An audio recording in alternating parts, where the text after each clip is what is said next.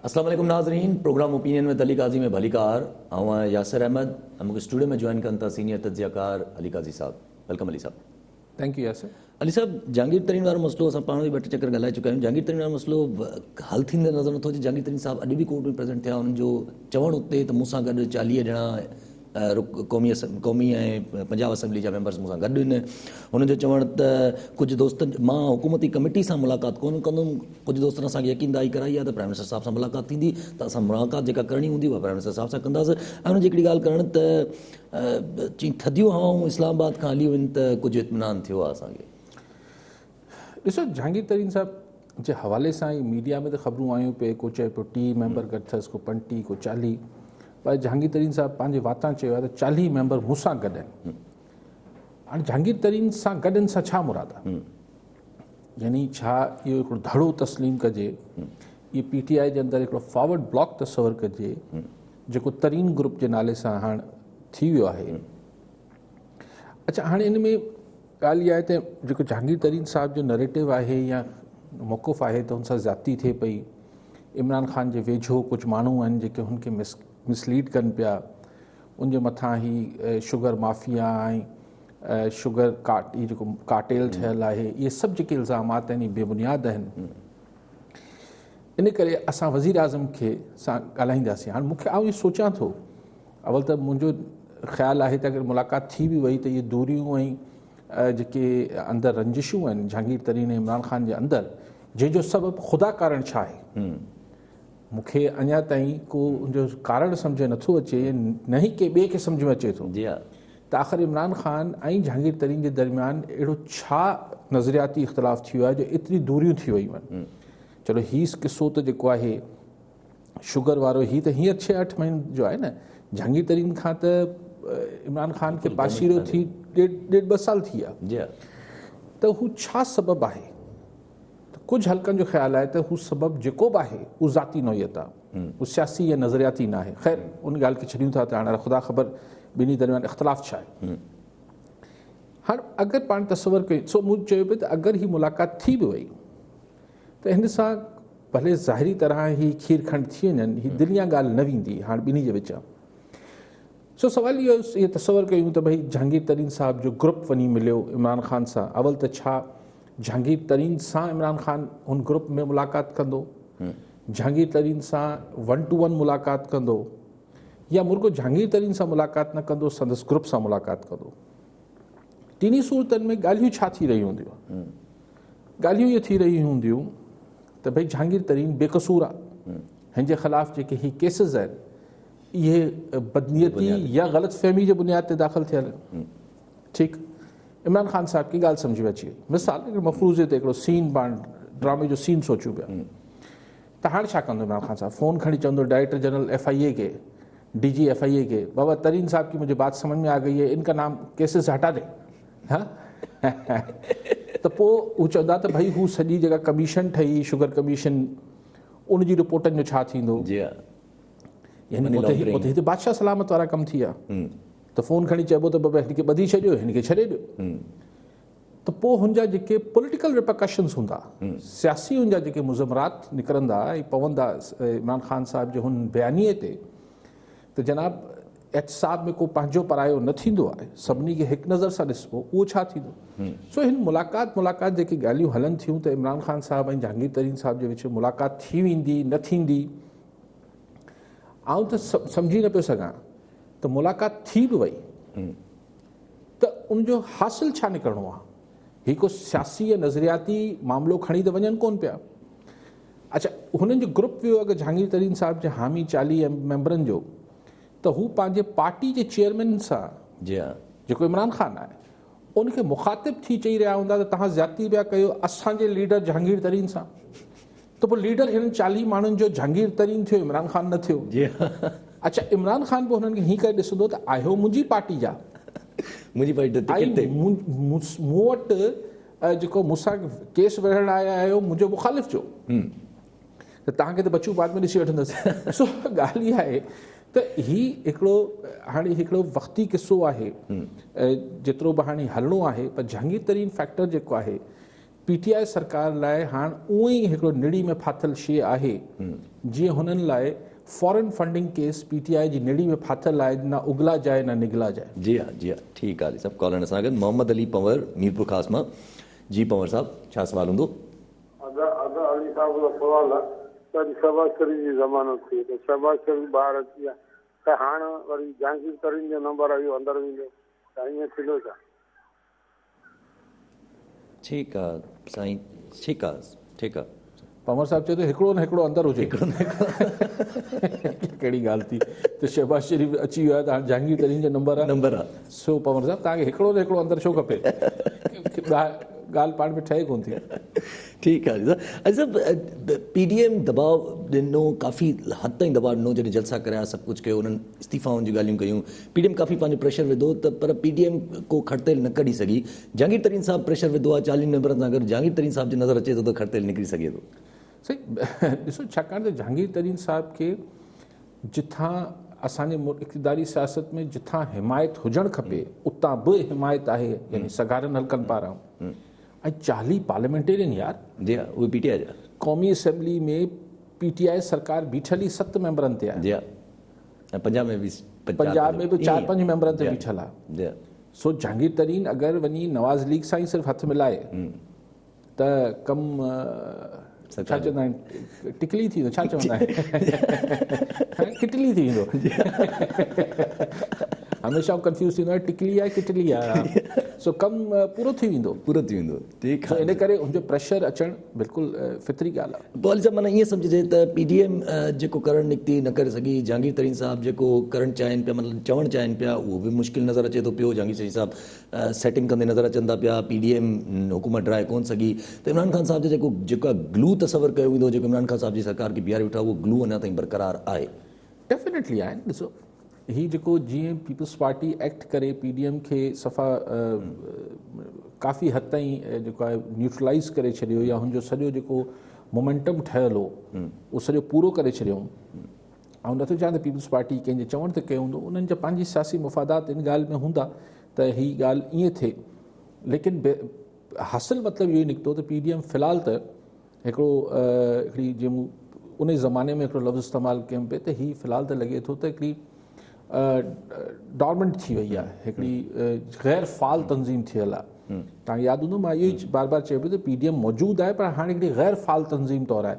ऐं नज़र ईअं ई अचे पियो, तव्हां ॾिसो 10-15-20 ॾींहंनि में 20 ॾींहंनि खां हिकिड़ी बेज़रर, हिकिड़ी मुअत्तल थियल, हिकिड़ी गैर फ़ाल डॉर्मेंट तंज़ीम आहे पर न आहे।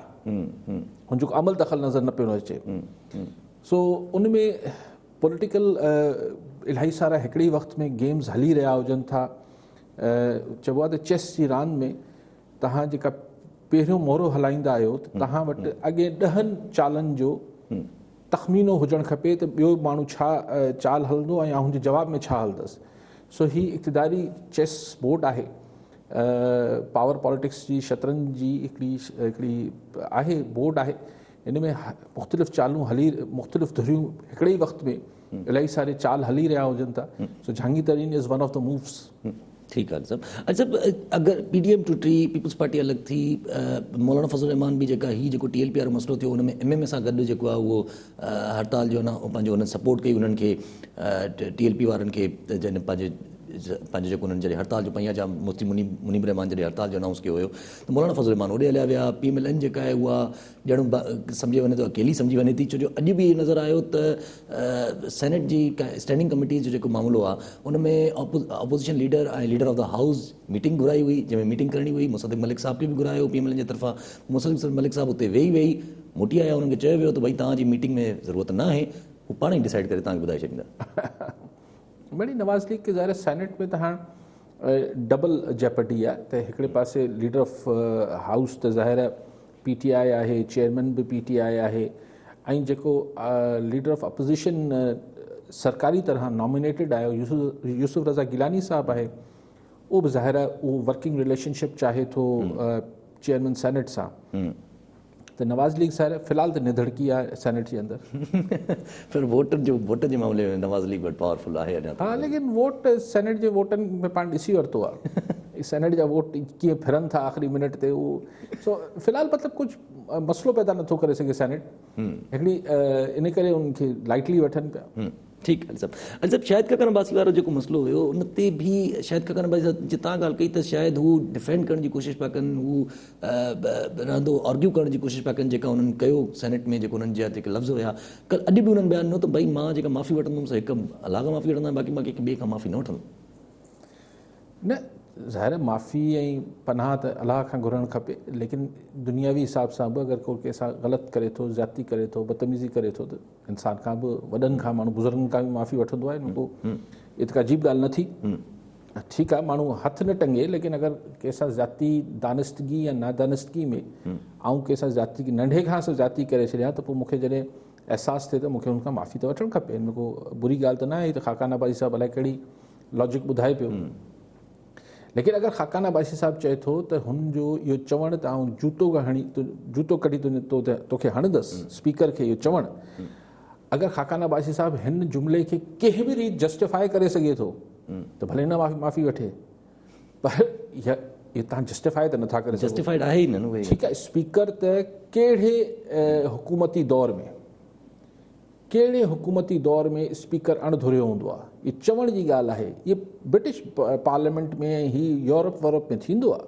असांजे मुल्क में कॾहिं बि स्पीकर अणधुरियो थींदो आहे? चवण लाइ हू कस्टोडियन ऑफ द हाउस हूंदो आहे, अणधुरियो हूंदो आहे, पर असां वटि स्पीकर हमेशह धुर हूंदा आहिनि, संसदा धुर हूंदा आहिनि। जी हा जी हा जी। त हीअ बि धुर आहे छा न कैसर साहब, त उन्हनि ज़्याती कई त हुनखे ठारा खे अपोज़िशन खे ॻाल्हाइण ॾियण बिना ई जेको आहे मंज़ूरु कराए वरिते, पर इहो चवण त आउं तोखे जूतो कढी हणंदुसि। जी हा। हाणे चए थो त मां ख़ाकान अब्बासी साहिबु खे भले डिफेंड करे वठे, दफ़ा करे त मूं सही चयो आहे। जी हा, पर डिफेंड करणु ठहे नथो। ठीकु आहे सभु कॉलर सां गॾु मुख़्तियार अली लगारी मीरवा गोरचाणी मां। जी लगारी साहिबु छा सुवाल हूंदो? वालेकुम अस्सलाम। साईं खां इहो पुछा करणी आहे त अॼुकल्ह जहांगीर तरीन PTI खां अलॻि थी वियो आहे ऐं पेशावर मां बि सूबाई असेंबली मेंबरनि जूं इस्तीफ़ाऊं अची वियूं आहिनि। साईं खां इहो पुछां थी, इहे जहांगीर तरीन जी पार्टी माण्हू ऐं इहे पेशावर जा जेके PTI जा मेंबर, इहो भला केतिरो इमरान ख़ान ते प्रेशर विझी सघनि था, असरअंदाज़ थी सघनि था, थोरो इन ते कुझु रोशनी विझनि, महिरबानी। हींअर जहांगीर तरीन हुन मूड में नज़र नथो अचे। अॼु बि चई त न मुंहिंजी ग़लति ॻाल्हि आहे त असां में दूरियूं ख़तमु नथियूं थी सघनि इमरान ख़ान सां, असीं हीअं आहियूं। उहो अञा हुननि खे सही सिग्नल्स न पिया अचनि। ऐं यकीनन हिन ॻाल्हि पाण खे भले ख़बर न बि हुजे, पर ही कॉमन सेंस जी बुनियाद ते ॻाल्हि करे सघूं था त ज़ाहिर आहे हिन महिल ताईं जहांगीर तरीन सां नवाज़ लीग बि राब्तो कयो हूंदो, हिन महिल ताईं जहांगीर तरीन सां जेको आहे पीपल्स पार्टी बि राब्तो कयो हूंदो, पर जहांगीर तरीन खे फ़िलहाल सही हल्कनि मां सिग्नल न पियो अचे त हू को अहिड़ो को कापारी धक इमरान सरकार खे हणे। हू फ़िलहाल बसि एतिरो ई प्रेशर ग्रुप तौरु कमु करे पियो, हिकिड़ो गैर सरकारी तरह फॉर्वर्ड ब्लॉक PTI में ठाहियो वेठो आहे। हुनखे अञा सिग्नल्स न आया आहिनि, न त हिन महिल ताईं किथां न किथां हुनखे सिग्नल मतिलबु अगरि सिग्नल हुजनि हा, हीअ कंहिं वक़्त लाइ बचायो पियो वञे। ऐं इमरान ख़ान साहिबु खे बि इन करे घणी परवाह न आहे त हू सम्झे थो जेसि ताईं जहांगीर तरीन खे सही जॻह ते सिग्नल्स न ईंदा तेसि ताईं जहांगीर तरीन इमरान सरकार लाइ को बिल्कुलु यानी नो कॉन्फिडेंस जहिड़ी जंहिं कापारी धक सां मुराद इहा आहे, एतिरो अॻिते न वधंदो। अच्छा, पोइ जे तव्हां ॻाल्हि कई त प्रेशर ग्रुप जे वांगुरु कमु कंदो, त प्रेशर ग्रुप वारा अगरि जो PTI में ई रही करे प्रेशर ग्रुप वांगुरु कमु करे थो पियो, त अगरि मुतालबात मंझी वञनि था जहांगीर तरीन साहिब जा, त पोइ वापसी PTI में त पोइ बि मुमकिन नज़र न ईंदी। छो जो साईं ॾिसो, बुनियादी मेंबरशिप तां त न हुन इस्तीफ़ा ॾिनी आहे, न हुननि खे कढियो वियो आहे जहांगीर तरीन खे। ॻाल्हि इहा आहे त मुतालबो कहिड़ो मञी वठे, इमरान सरकार या इमरान ख़ान NRO छा थिए, त पोइ हीअ त जहांगीर तरीन खे कहिड़ो मुतालबो मञे, पोइ त NRO ॾियणु थी वियो। अगरि हुनखे फ़ोन खणी जीअं मूं चयो त DG FIA खे फ़ोन करे चए त बाबा ऐं प्राइम मिनिस्टर इमरान ख़ान ॻाल्हायां थो, हीअ जहांगीर तरीन जे ख़िलाफ़ु केसिस वापसि वठी छॾ, उहो त हिन महिल वॾो लतीफ़ो थी वेंदो त कहिड़ो मुतालबो मञिणो आहे। वापसि हुनखे किचन काबीना में आणे छॾिजे, जीअं शुरू में प्राइम मिनिस्टर थियो इमरान ख़ान साहिबु, त वज़ीर आज़म हाउस त हलाईंदो ई जहांगीर तरीन हो, शेडो प्राइम मिनिस्टर हो, डिफैक्टो प्राइम मिनिस्टर हो, त त हाणे छा उहा पोज़ीशन त जहांगीर तरीन खे मिली नथी सघे। बस उहा वई त वई। ठीकु आहे साहब। अॻिते वधूंदासीं। शेख रशीद साहब कल्ह जेको वाक़ियो अथव असां वटि कोयटा में, शेख रशीद साहब उन जी वज़ाहत कंदे चयो, शेख रशीद साहब जो ॿुधाइण त ख़ुदकुश हमलो हुयो, पहिरीं ॻाल्हि हुननि जो करणु, हुननि जो चवणु त मुल्क में काफ़ी टाइम खां डीएस्टेबलाइज़ेशन जी कोशिशि, मुल्क खे अंदरां ई डीएस्टेबलाइज़ करण जी कोशिशि जारी आहे, जेको हुननि पहिरियां बि TLP वारे वाक़े में बि इहे क़िस्म जो अंदेशो ॾिनो, वरी हाणे बि उहा ई ॻाल्हि कई अथऊं। सही, असां वटि दहशतगर्दी त तमामु ज़माने खां आहिनि। हीअ जॾहिं सोवियत यूनियन जे ख़िलाफ़ु असां विढ़ियासीं, प्रॉक्सी वॉर विढ़ियासीं सोवियत यूनियन सां अफ़गानिस्तान में, त दहशतगर्दी त हुनमहिल खां ई बॉम्ब ब्लास्ट थियण, पेशावर में बॉम्ब ब्लास्ट थींदा, कराची में बॉम्ब ब्लास्ट थींदा, पोइ ओचितो को हथौड़ा ग्रुप अची विया हुन दौर में, दहशतगर्दी त थींदी। पोइ वरी ठापुर अची वियो। ठापुर अचण खां पोइ जेको रीसेंट वेव वधी ख़ुदकश हमलनि जी, उहा जेका मुशर्रफ साहब जे ज़माने में जेको लाल मस्जिद ते ऑपरेशन थियो इस्लामाबाद में, उन खां पोइ पाण ॾिठो त ही तालिबान पाकिस्तान TTP बि कलदम ठही वई, ऐं पोइ हू वञी अफ़गानिस्तान में वेही रहिया। पोइ अफ़गानिस्तान में ज़ाहिर हिन ॻाल्हि खां केरु बि इनकार नथो करे सघे त इंडिया उते मौजूदु आहे, ऐं हुन पूरो हुनखे एक्सप्लॉइट कयो, हुनखे इस्तेमालु कयो, ऐं पाकिस्तान में बेतहाशा ही थी दहशतगर्दी थी। हाणे हिन ख़िते जी में ई इहो मसइलो आहे कि असां वटि प्रॉक्सी वॉर्स थियनि थियूं, असां वटि पैटनेज मिले थो, इंडिया बि करे थो, ॿिया बि कनि था।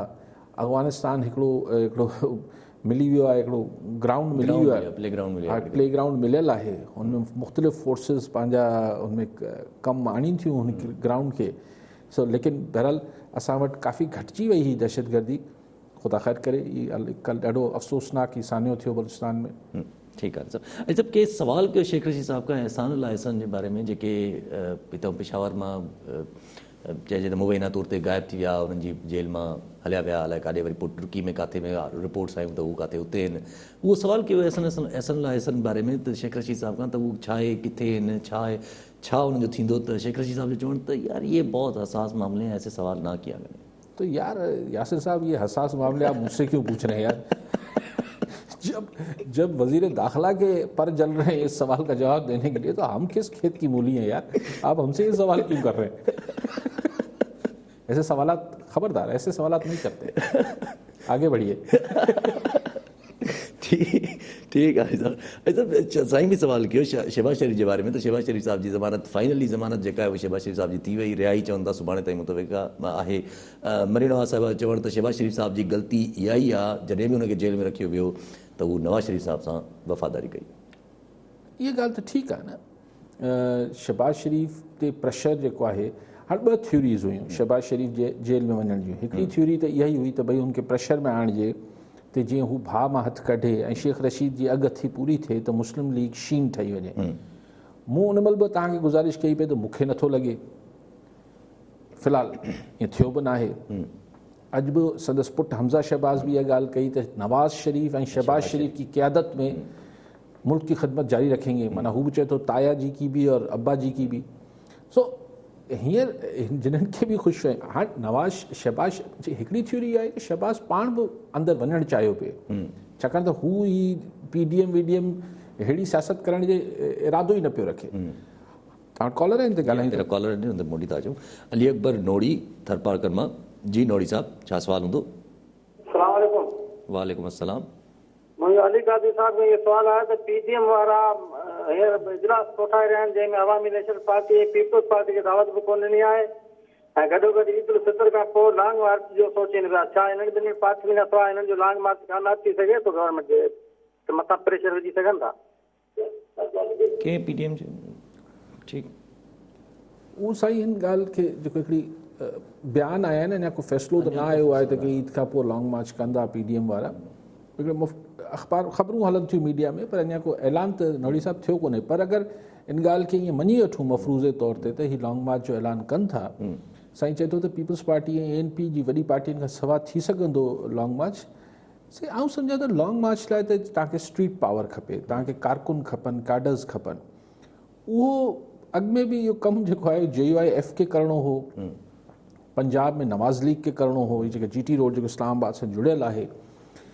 सो अगरि ही ॿ पार्टियूं ज़ोर हणंदियूं, कुझु हुतां अचकज़ई साहब, कुझु ॿियो पेशावर मां कुझु अची वेंदी, हेल्प अची वेंदी, करे त सघनि थियूं। एॾो को चङो पीपल्स पार्टी हितां सिंध मां घणा माण्हू वठी विया, ठीकु आहे न, ज़रूरु उनजी बि हिकिड़ी सपोर्ट थिए आहे, पर हाणे न आहे त ईअं न आहे त हू नथा करे सघनि।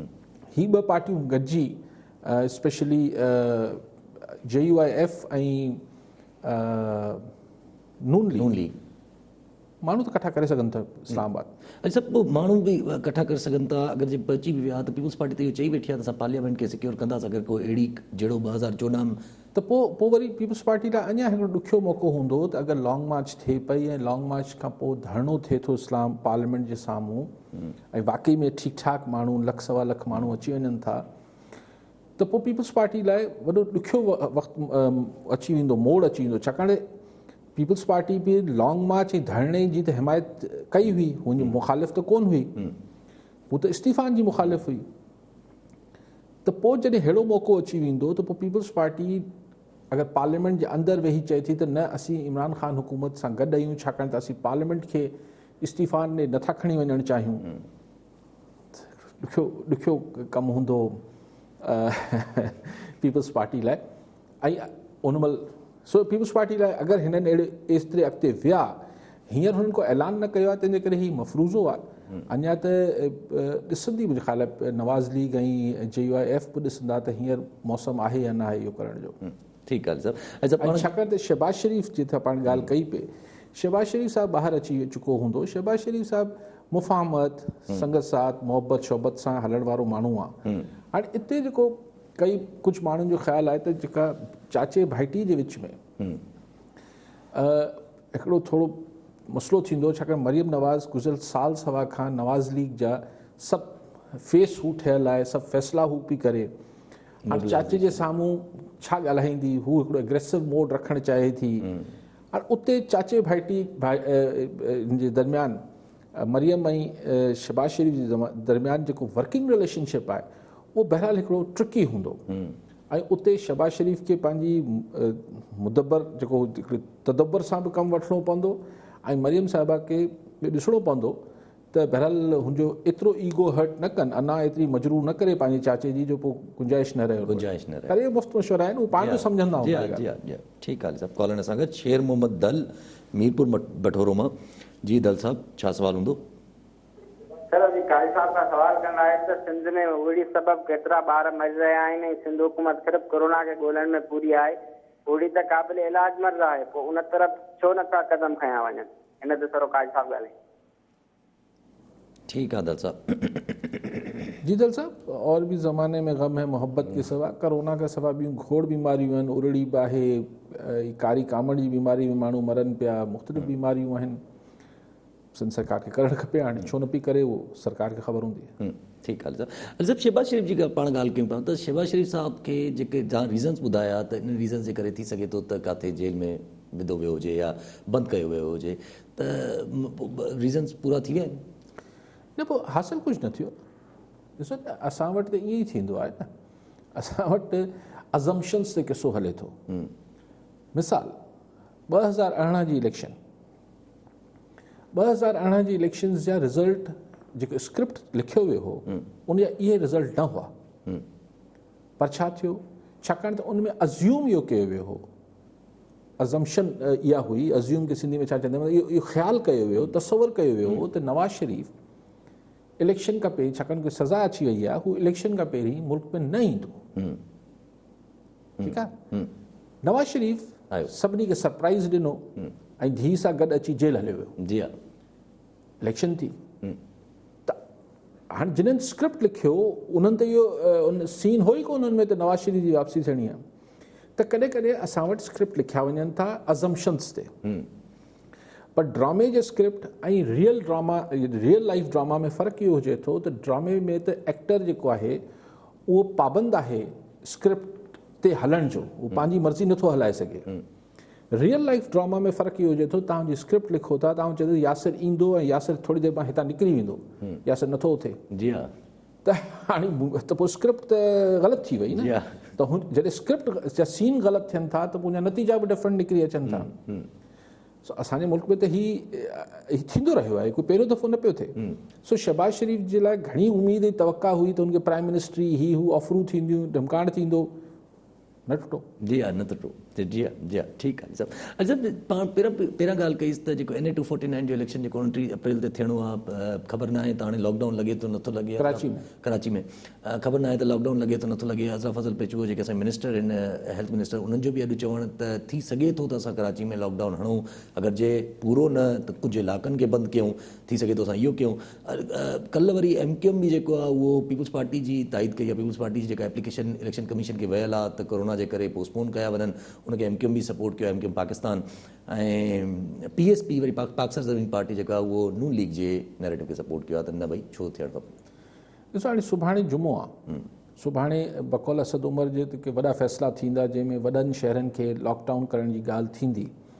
हाणे अगरि त मुकमल लॉकडाउन करण जी ॻाल्हि कनि था, मिसाल घणो आहे पंजाब वारे पासे, लेकिन अगरि सिंध में बि ही कराची हैदराबाद खे मिसाल लॉकडाउन ॾे खणी वञनि था त लॉकडाउन छा कंदा? बिल्कुलु जीअं अॻु में कयूं त 0-0 बंदि करे छॾींदा 24 कलाक लाइ, या वक़्तु औकातकार मुक़ररु कंदा, कुझु इलाइक़ा सील कंदा, smart lockdown, sharp lockdown, smart lockdown, funny lockdown, त कहिड़ा लॉकडाउन ॾिसूं छा थो अचे। अगरि त ही संसिदो लॉकडाउन में वञनि था ऐं चवनि था बसि 2 कलाक शहर खुलंदो, जीअं कर्फ्यू लॻंदो आहे, 2 कलाक खुलंदो, पंहिंजो सामान वठो घर हलिया वञो, त इलेक्शन कमीशन चाहे न चाहे थी न सघे, पोइ इलेक्शन न थी सघंदी। ठीकु आहे, ठीकु आहे सभु। कॉलर असां गॾु मीर ख़ादिम रज़ा टालपुर पीरागोट मां। जी टालपुर साहब, छा सवाल हूंदो?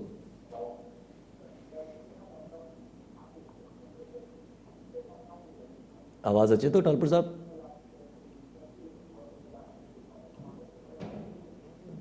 आवाज़ अचे थो साईं? ठीकु आहे, ठीकु आहे साईं, शायदि फ़ोन करे ऐं किथे ॿिए जॻह बिज़ी थी विया आहिनि। TV ॾिसंदा हा, अच्छा, पोइ इहा ॻाल्हि सम्झ में नथी अचे, MQM त पाकिस्तान कहिड़े हिसाब में थी अपोज़ करे इलेक्शन खे? ॾिसो, मूंखे लॻे थो त ही मुफ्ता इस्माइल जी पोज़ीशन शायदि थोरी बहितर आहे हिन कॉन्स्टिट्यूंसी में, ऐं MQM खे बि महसूसु थी रहियो हूंदो त अगरि मरियम नवाज़ बि अचे थी ऐं तक में हले फिरे थी, फ़र्क़ु त पवंदो। इहा ॻाल्हि ॾिसो, नवाज़ लीग जी अगरि पाण शुरू खां वठी कयूं न, अगरि हिस्ट्री कढूं त हुनखे सिंध में वोट केरु ॾींदो हो?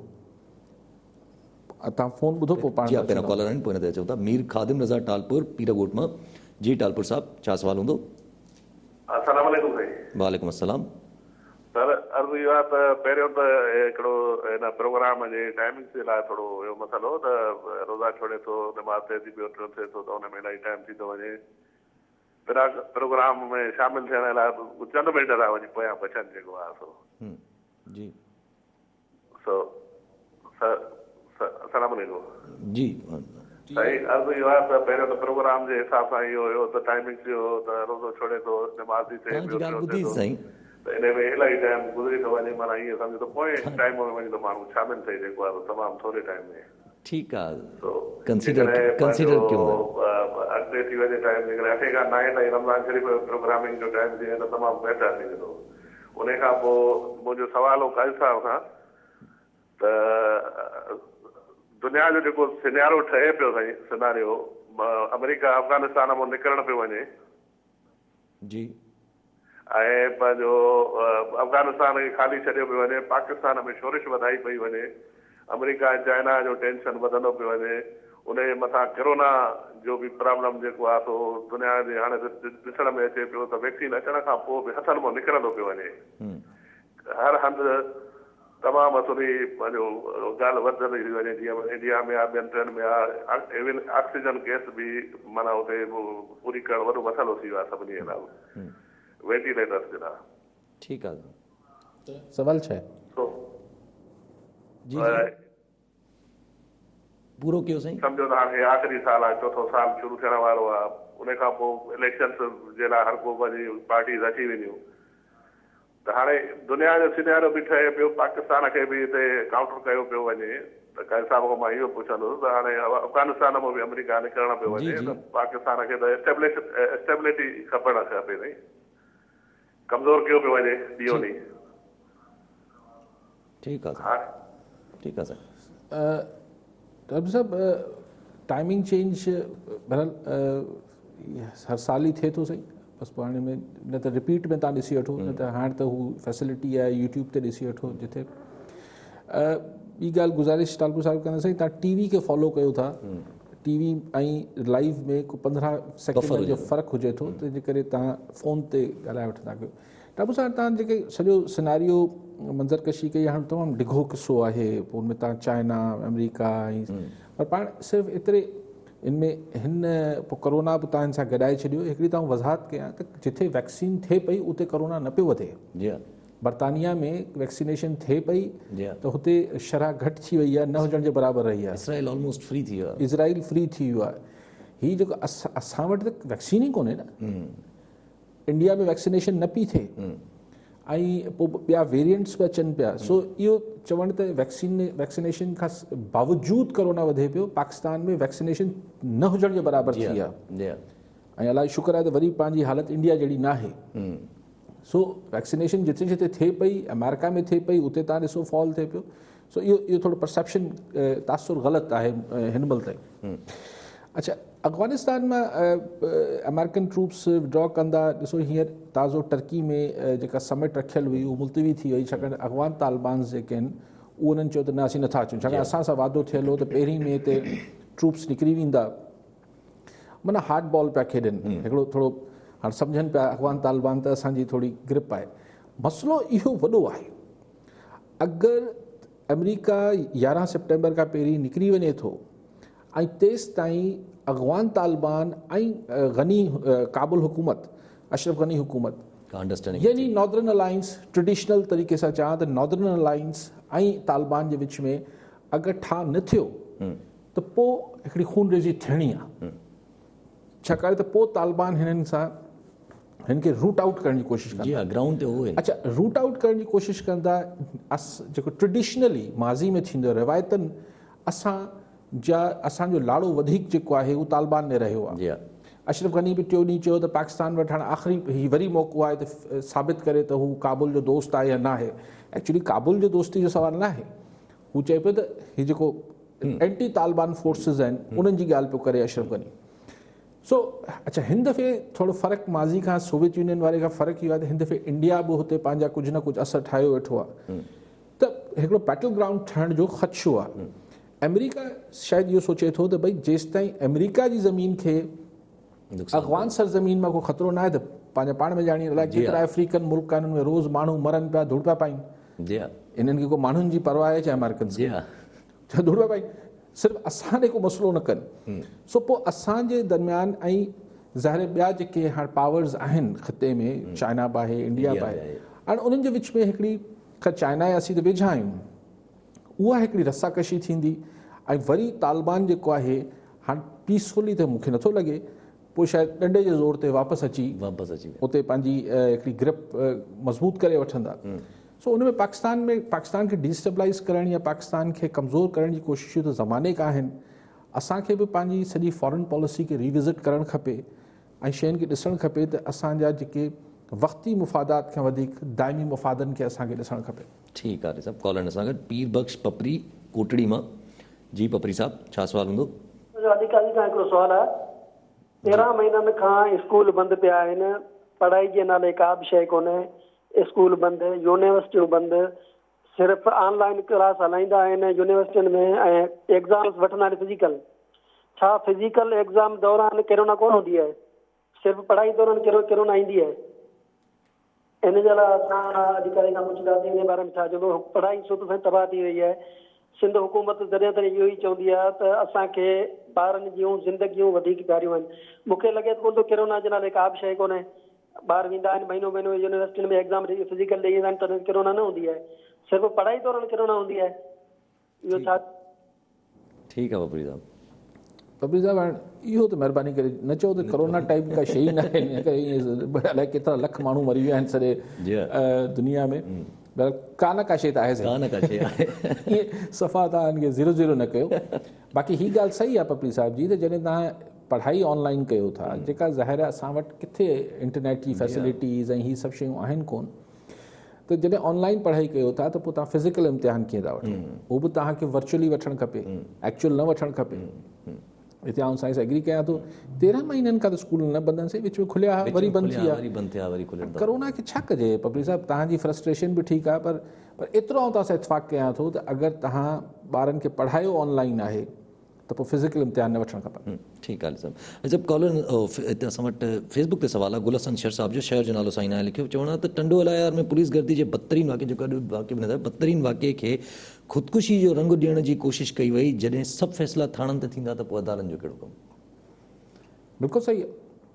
अगरि मुदई मुनसिफ़ सभु कुझु पाण थी वेंदा पुलिस वारा त ॿियो छा थींदो, लेकिन इहो मुबैना तौर ते आहे त हुन खे मर्डर कयो वियो आहे। जीअं मुबैना तौर ते पुलिस चए थी त हुन आपघात कयो आहे। अच्छा, हिकिड़े सेकेंड लाइ चयो वेठो, हिकिड़े सेकेंड लाइ चऊं था त हुन आपघात कयो। लॉकअप में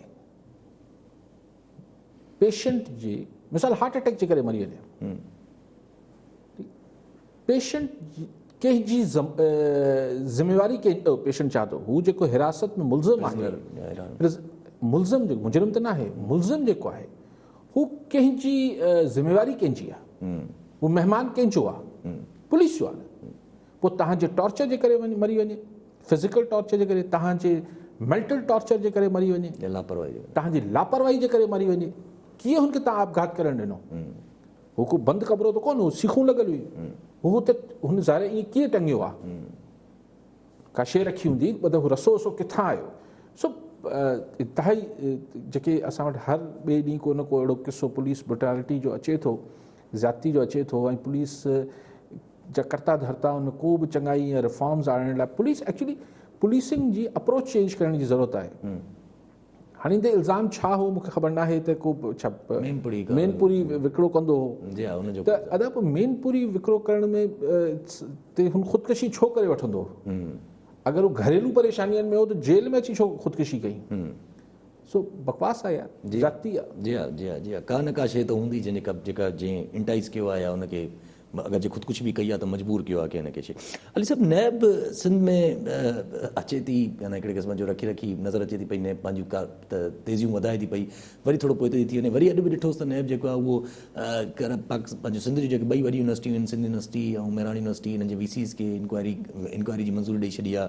SPSC जे chairman, Sindh public service commission जे चेयरमैन जे मंज़ूरी थियल आहे, मेंबर्स जे मथां मंज़ूरी थियल आहे, ॿ टे ॿिया माण्हू बि आहिनि ब्यूरोक्रेट जिन मथां मंज़ूरी थी आहे। साईं, तव्हां ॾिसो त तव्हांजे ॿ वॾे तालीमी दरसगाहनि जे सरबराहनि जे मथां करप्शन जी जांच जी मंज़ूरी थी आहे।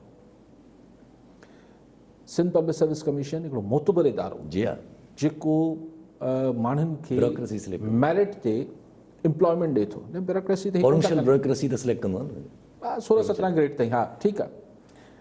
ॻाल्हि इहा आहे त अगरि हीअ सभु जेके आहिनि, यानी अगरि हिननि ते सवालिया निशान बि अची वियो आहे त तव्हां तसवर कयो त असां वटि छा हालत आहे। असां वटि इदारा ऐं इदारनि में कमु कंदड़नि जी छा तनज़ुली किथे वञी बीठी आहे, केतिरो डिटेरिएट करे वियो आहे स्टैंडर्ड, की हाणे वाइस चांसलर हिकिड़े ज़माने में ईअं तमामु हिकिड़ा मोतबर उहिदा हूंदा। जी हा, जी हा, रिस्पेक्टेड कम्युनिटी में रिस्पेक्शन। छा थिए थो असां वटि बसि हिकिड़ी यूनिवर्सिटी मां कढी वरी ॿी यूनिवर्सिटी में रखी छॾीनि था, पोइ हिकिड़ा ई माण्हू आहिनि। ऐं हिननि साहिबनि लाइ मूंखे ख़बर न आहे त हिननि करप्शन कई आहे न कई आहे, पर ॾिसो करप्शन अगरि जो इल्ज़ाम बि आयो आहे न, त छो आयो आहे इल्ज़ाम? इहो बि छा सियासी विक्टिमाइज़ेशन आहे छा? जी हा, हिनखे त सियासी विक्टिमाइज़ेशन चवणु थोरो ॾुखियो थी वेंदो। ठीकु आहे अली साहिबु, वरी महिरबानी अली साहिबु। नाज़रीन, अॼु जे प्रोग्राम जो पूरो थियो, वरी मिलंदासीं ईंदड़ प्रोग्राम में। दुआनि में